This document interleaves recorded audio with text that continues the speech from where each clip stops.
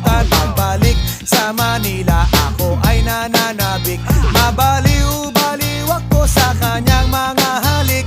Okay lang, di maiwasan na mamiss paminsan-minsan. Pero pag kami nakita, aking panggigigilan. Di ko siya titigilan when she comes.